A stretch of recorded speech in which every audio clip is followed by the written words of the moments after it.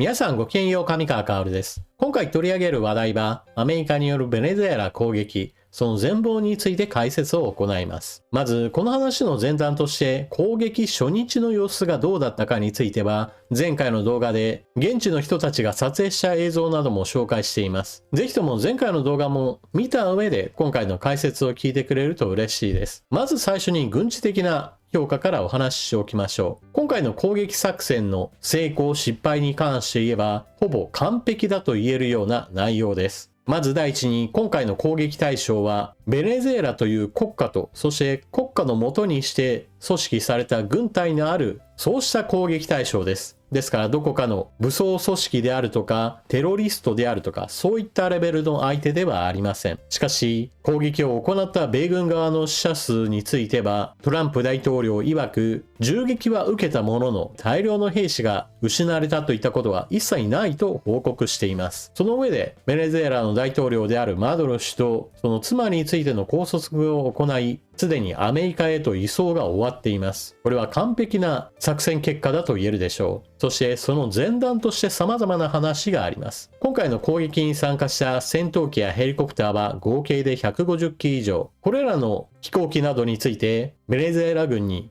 撃墜されたという報告はありません。ヘリコプターが銃撃を受けて損傷したといった話はありますが、決して撃墜されて乗員が亡くなったといった話もありません。ここで最初のポイントがあります。ベネズエラ軍は一体どのような装備をしていたかです。まず空軍。かつてアメリカとの交流があった時代において購入した F-16 戦闘機。これは反米政権に移行して以降はアップグレードがされていませんから、これは完全な旧式です。その上で反米政権に移行した後においては、ロシアから戦闘機や地対空ミサイルなどを購入しました。そしてもう一つが、反米政権に移行して以降、新たな友好国である中国からレーダー施設などについては購入し、防備を固めていました。今回の作戦でそれらの兵器が全くの役立たずになったということが証明されました。中国から導入したレーダーも、そしてロシアから輸入した長射程の対空ミサイルである S-300 や短距離防空ミサイルである武空、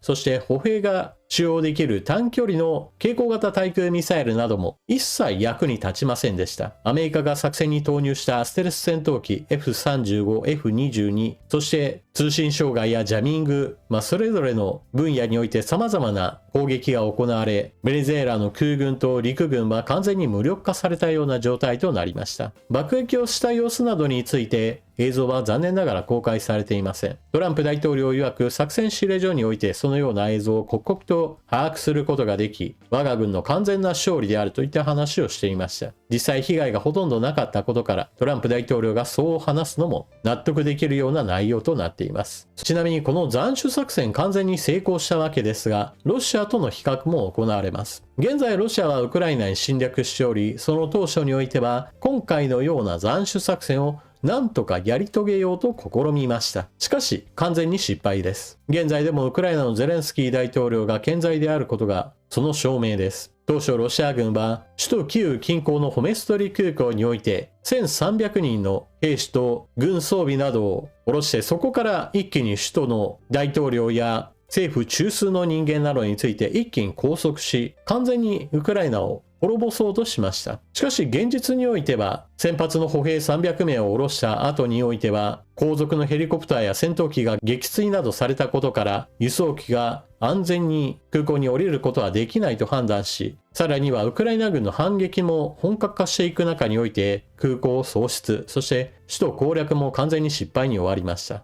このあたりロシア軍とアメリカ軍の完全な自力の違いといったものがまざまざと見せつけられたわけです。ちなみになぜ今回この時期の攻撃を行ったかについて、まず最初に分かっているのは、バイデン政権時代においてはマドロ大統領の拘束作戦といったものは準備されていませんでした。あくまでも今回の作戦はトランプ大統領に変わったからこそ準備が進んで、そして実施されたものです。そのためある程度の準備をしていったらようやくこの時期になったという話であり、当初からこの時にやろうというような話が決まっていたわけではなさそうだということです。トランプ大統領曰くこの作戦の準備には数ヶ月間の時間が必要であったとしています。まず現地情報を徹底的に調査し、マドロ大統領のその動き、習慣、周りの人物にどのような人物がいて、それらの人物たちに対する調略をどの程度進めることができるのか、様々な情報の分析、収集などが行われていたとのことです。ですから、今回作戦に投入された特殊作戦部隊デルタフォースは、大統領がおそらくいるであろうという施設については、ダミーのようなものを作り、そこで訓練もある程度行っていたとのことです。実際襲撃を行った際にも、マドロ大統領がセーフルームと呼ばれる避難部屋に閉じこもった場合も想定して準備を進めていたそうです。また、ある程度抵抗が激しかった場合に備えて第2陣についても用意していたが、第1陣の進捗が非常にうまくいったことから、そうした第2波構成などについてやる必要がなかったとも話をしています。ですが、今回の作戦、特に軍事面においては、ロシア製の兵器や中国製のレーダー施設などを備えていた陸軍や空軍を完全に無力化し、アメリカ軍による圧倒的な軍事力を見せつけ、そしてそのような軍事作戦を支えた諜報機関なども十分に機能していたということが、今回の作戦成功をもたらしたものです。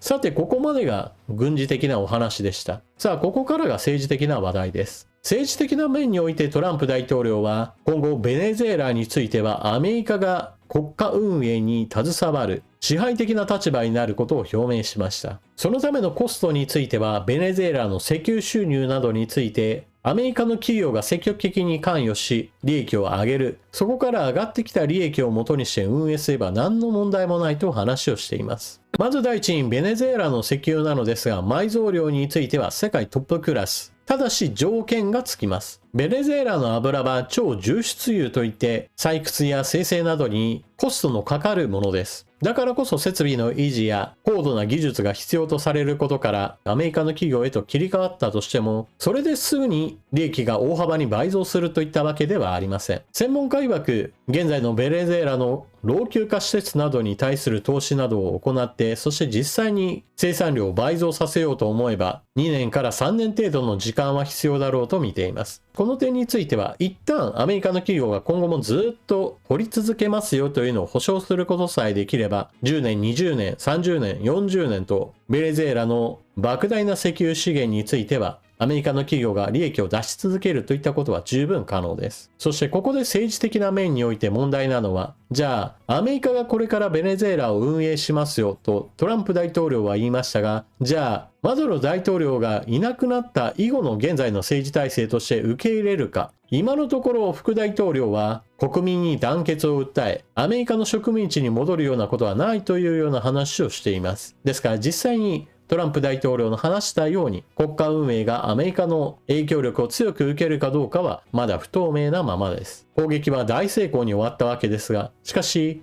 軍隊そのものについて別に瓦解したわけではありませんから、今後どのような展開を迎えるかはもうちょっと様子を見る必要があるでしょう。そしてトランプ大統領が石油資源をアメリカ企業に切り替えることによって国家運営の資金源にするんだという話。この点についてなのですが、打撃を受ける国があります。それが中国です。反米政権へと舵を切ったベネズエラは世界市場から切り離されることとなりました。ベネズエラで石油をどんなにとっても近隣諸国にどんどんと売るというよりも、ある特定の国にばっかり売るようになりました。それが中国です。中国は技術のないベネズエラの国営企業に対して自分たちの方が技術とお金があるんだからそれをもってしてベネズエラでの採掘を行い、そこで出た石油などについては中国に持ってこいというような話をつけたのです。逆に言えば今回の件で反米政権が倒れて親米政権、そしてアメリカの管理下といったような状態へと移行すれば、トランプ大統領はベネズエラの石油を世界中に売りまくるといったようなことをもってして利益を上げようとするでしょう。それは決して中国にだけ売る現状とは大きく異なるものです。なお、現在の石油の産出においてアメリカはトップクラスの国です。ですからアメリカ自身も石油を持っているんだからベネズエラの石油はいらないだろうという人はこれは間違っています。単純にアメリカの石油開発会社はもともと世界中に展開し商売をしていることから、ベネズエラの石油も加えることができれば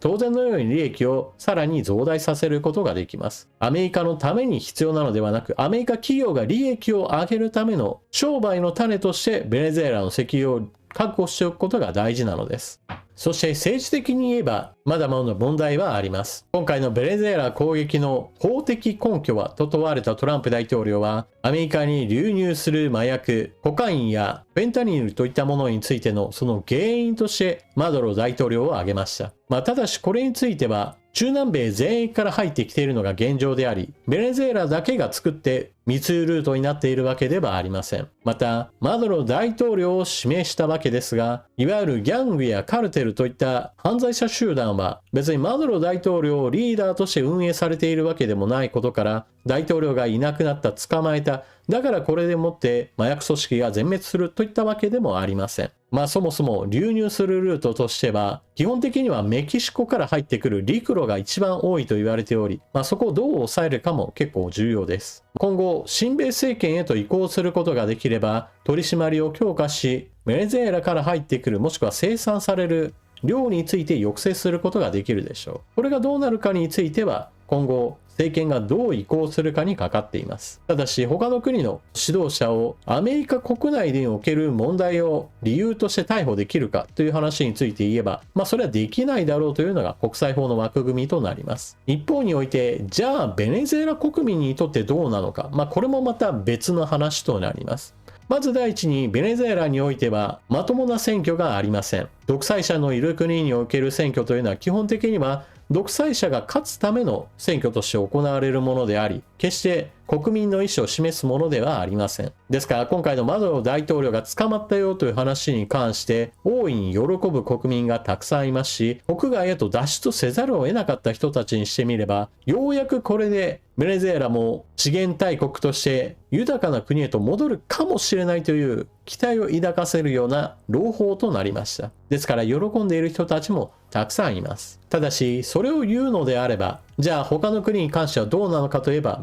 例えば北朝鮮は国家として取り組んでいる犯罪として偽札作りやハッキングによる不正な金銭の収入といったものがあります。そして北朝鮮国内においても金正恩氏ら支配者層については非常に豊かな暮らしをしつつも、一般国民は毎年のように飢えて死ぬ人たちが出るような非常に厳しい状態が続いています。その上で政権批判を行えば命を奪われたり強制収容所で命を落とすことになります。じゃあそのような独裁者を今回のような斬首作戦を実施するかといえば、実施しないのがアメリカという国です。今回ベネズエラに対してこうした斬首作戦を実施したのはあくまでもアメリカの勢力圏下における反米政権を潰そうという狙いであり、基本的に北朝鮮までそうした手を伸ばすといったことはありません。ちなみに北朝鮮はそのような斬首作戦の実行といったものを恐れたからこそ核兵器を持ち、その核兵器をアメリカ大陸へと送り込むための大陸間弾道ミサイルの開発を行ったわけです。もしも指導者を狙っての斬首作戦を行うようなことがあれば、ミサイルを撃ち込むぞというような報復手段を手に入れたわけです。それをもってして核抑止力を効かせたわけです。そしてもう一つの話題としては、こうしたアメリカが行った斬首作戦についてロシアや中国がどう受け止めるかについてです。これをもってしてロシアや中国に対する抑えが効くようになるというような評価をする人もいます。私は全く真逆の考え方をしていて、トランプ大統領の考えている構想としては、おそらく中国やロシアに対してこのような斬首作戦を全く考えておらず、むしろ軍事力をいかにしてうまく使うか、その手本を見せたようなことになってしまうと思います。例えば中国が台湾の政治指導部に対する斬首作戦を実施した場合において、その手本となる危険性すらあるわけです。中国大陸においては反乱分子だとして指名した上で台湾に対する攻撃を行えば、今のトランプ大統領の言い分と全く同じものを中国も作り上げることができるわけです。またロシア側に対してもこうした作戦を行ってプーチン大統領を捕まえることによって終わらせるといったことなどもトランプ大統領は全く考えていないでしょう。ちなみにロシア国内の元大統領メドベージェフ氏は、じゃあ次はアメリカによる斬首作戦としてウクライナのゼレンスキー大統領を捕まえてほしいものだみたいな話をしています。というわけで今回の動画はここまで。アメリカによるベネズエラ攻撃、その全貌についての解説を行いました。軍事面、政治面、そして中国やロシアとの関係などについても解説しましたが、一つの国の行方を大きく変える出来事であり、この影響といったものは当然大きくなるでしょう。ベネズエラを完全な支配下に置くことができれば、アメリカにとって外部の莫大な石油資源を得ることとなり、少なくとも核融合が商用化されるまでの何十年間といった間においては、アメリカに莫大な富をもたらすことも可能でしょう。トランプ大統領はこうしたアメリカ第一主義の結果としてアメリカの軍事力を使うことには何の問題もないと話をしています。一方において自らの外の世界の戦争にはアメリカは関わらないんだといった話との整合性としては、これはあくまでもアメリカの利益のための軍事行動であり、しかも戦争でもなければ特別軍事作戦でもない法的執行であるというような話をしています。もはや何でもありだなというような状況をアメリカがやってしまったわけですから、今後の国際情勢においてもより簡単に軍事作戦があちこちで起こる可能性を秘めた問題行動だと言えます。というわけで今回の動画はここまで。最後までご視聴いただきありがとうございました。チャンネル登録していない方はぜひともこの機会にチャンネル登録よろしくお願いします。そして動画が見終わった方は評価ボタンのクリックとあなたの感想コメントをよろしくお願いします。また私のチャンネルを応援してくれる方はぜひともメンバーへの加入をよろしくお願いします。それでは次の動画でまたお目にかかりましょう。またね。